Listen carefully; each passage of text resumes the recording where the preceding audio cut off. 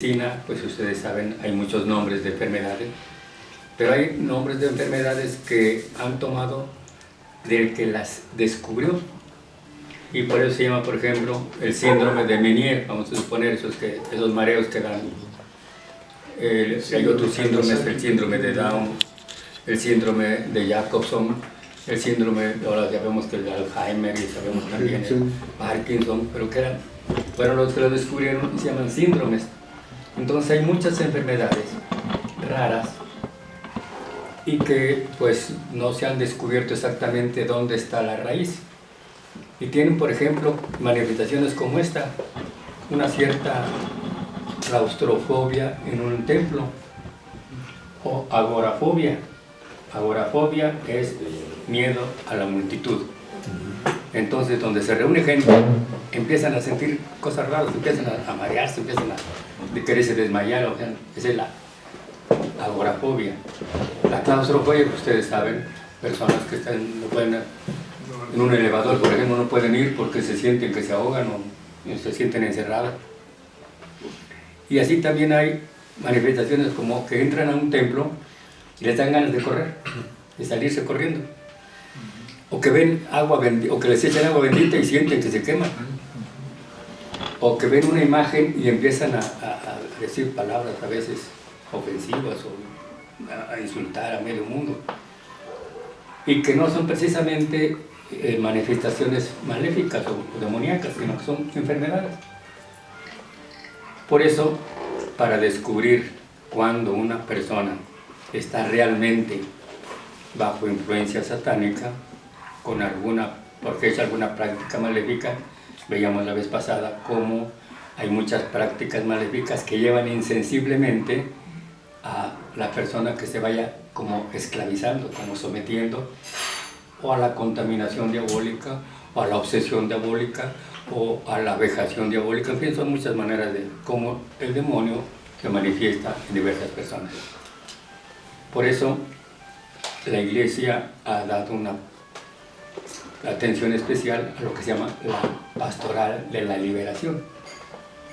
Y la pastoral de la liberación no tiene que ver nada con la teología de la liberación, sino que la pastoral de la liberación es liberar a las personas de esa influencia, de esa contaminación, de esa, pues a veces, vamos a decir, verdadera posesión, ¿no? O si no es posesión, son por lo menos manifestaciones muy reiterativas, muy frecuentes en determinadas personas. Y no en cualquier persona, como dice el dicho, ¿no? ¿Sabe el diablo a quién se le aparece? ¿Qué quiere decir eso? Quiere decir que escogen y saben en dónde pueden llegar, ¿no? Porque es un ángel inteligentísimo, entonces no hace ninguna cosa tonta. Por eso hay muchas manifestaciones de personas que dicen que están poseídas por el demonio, pero manifestaciones tan tontas y tan burdas que dicen, no, el diablo no hace esas tonterías. ¿Por qué? Porque es muy sagaz y además, como es mentiroso por esencia, entonces siempre trata de camuflarse. Muy raramente se manifiesta así muy, digamos, descaradamente. Siempre lo hace de una manera muy sutil. Y así tenemos, por ejemplo, miren, nadie puede pensar que entre los narcotraficantes haya influencia demoníaca. Porque no, pues es la economía, es el negocio. No, hay además de aquello la influencia demoníaca. O sea, son personas que están realmente movidas por el espíritu del mal. No digo yo que estén poseídas, aunque los habrá. Habrá quienes, ¿no? Ustedes se acordarán de aquellos narcosatánicos allá del norte que hacían cosas rarísimas, misas negras y sacrificaban a personas, pero no es lo común, no es lo normal. Entonces, para poder abordar a esas personas, primero, cuando una persona quiere ser liberada, o sea, quiere salir de esa situación, entonces, después de haber acudido a no sé cuántos lugares, siempre al final acuden a la iglesia. Pueden ir a un centro espiritista, pueden ir a un centro de ritos satánicos, pueden ir con brujos, pueden ir con hechiceros, pueden ir con medios pueden ir con mucha gente, pero cuando hay fe, o cuando por lo menos hay un sentido religioso, buscan siempre la ayuda de Dios. Y entonces acuden a la iglesia. Lo malo está que esta pastoral no se ha atendido demasiado, muy poco. Entonces hay muchos sacerdotes que simplemente rechazan esto y dicen desde un principio, no, esa es ignorancia, esa es tontería, esa es brujería, no creas en esa tontería. Entonces no le dan crédito a la pobre persona que está sufriendo, y al acercarse a alguien que pensaba que le iba a hacer una oración o que iba a hacer algo por ella, pues o le recomiendan un parapsicólogo, lo recomiendan un psicólogo, como si fueran puras enfermedades de estas. Y no, hay determinadas normas para ver cuándo es una enfermedad rara, cuándo es una, pues simplemente una neurosis ya muy avanzada. Hay psicosis muy avanzadas que tienen manifestaciones raras y que, por ejemplo, pues, qué sé yo, ven sombras por todos lados, oyen voces. Por ejemplo, los esquizofrénicos oyen voces. Es muy común que un esquizofrénico llegue, y me han llegado muchos, que les dicen que les hablan acá y que oyen las voces. Esa es esquizofrenia. Pero para diagnosticar qué es esquizofrenia, primero hay que hacer una entrevista y hay que ver cómo está la cosa, hay que ver su historia, porque también el demonio se puede manifestar incluso de esas maneras. Y para eso, pues sí se necesita pues un poquito de preparación, pues no precisamente que sea un psicólogo, pero por lo menos elementos de psicología, elementos de teología que nos dan a entender esta influencia satánica, saber que existe Satanás y que existe y que trabaja en todas partes. Pero esto, digo, no es común, por desgracia. La Iglesia ha pedido que todas las diócesis tengan 1, 2 o 3 exorcistas, pero la inmensa mayoría de las diócesis en el mundo no tienen. En México, la Ciudad de México, hay unos 10 exorcistas. En las diócesis circunvecinas de la zona metropolitana, pues habrá 3 o 2 en cada diócesis.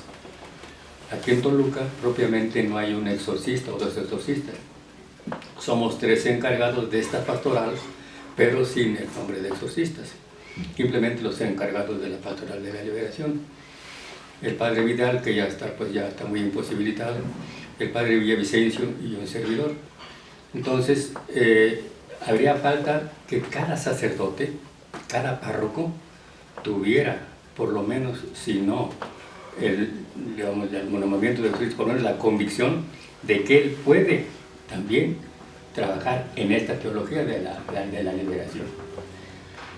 Y que, por ejemplo, el primer contacto que tiene uno con las personas, pues lo primero que hay que hacer es primero, digamos, analizar cómo está su vida. Si la vida espiritual de la persona anda muy lejos, si por ejemplo nunca se confiesa, nunca va a misa, nunca reza, pues tú nos decís, bueno, pues aquí hay algo que no es que tenga el demonio, no es que no se ha acercado a Dios, no tiene un cultivo interior. Y además de ver un poco su historia, porque hay personas que han sufrido mucho, que tienen traumas de niños, que fueron hijos rechazados, que vieron a veces dramas tremendos en su hogar, cómo su padre medio mataba a su madre, cómo le pegaba a sus hermanos, cómo trataba a todo el mundo. Entonces, el medio en el cual uno se desarrolla, pues ustedes saben muy bien, tiene una influencia definitiva en la vida. Y la influencia todavía mayor es la de nuestra familia. Cuando nosotros tenemos un padre que sentimos que nos ama, que sentimos que nos trata bien, que sentimos que nos da nuestro lugar, que tiene un cuidado especial por nosotros, luego nos dicen que Dios es Padre, pues como que no nos cuesta trabajo hacer de la imagen que tenemos del Padre, un Padre pues por sobre todos los padres. Por eso la imagen de Dios la sacamos del Padre. Yo mucho tiempo pensé que en México la sacábamos de la mamá, porque nuestra mamá es la primera que nos acerca a Dios, nos enseña a rezar, nos enseña a persinarnos, nos enseña a invocar al ángel de la guarda, en fin, es la que nos acerca a Dios. Pero la imagen del Padre es la que nos forma la imagen de Dios. Y hay mucha gente atea por el rechazo tremendo del Padre. Yo he conocido por lo menos 2 personas ateas. Quizá ustedes conocieron al famoso maestro Cádiz. Maestro Cádiz. Él oficialmente era ateo. Nos hicimos amigos por providencia de Dios en el canal del licenciado Monroy, el Canal 7, que estaba aquí en Toluca. Y ahí nos conocimos, tuvimos varios programas juntos, después nos tratamos bastante. Y descubrí que él era ateo porque su padre, que era pastor protestante, a fuerza lo metió al seminario para que fuera pastor. Y él nunca quiso, se escapó y se fue al norte y anduvo por allá sufriendo las de Caín. Y cuando regresó después de años, el padre le puso una de vuelta y media y se volvió a ir. Entonces quedó con un odio al padre que lo llevó al ateísmo.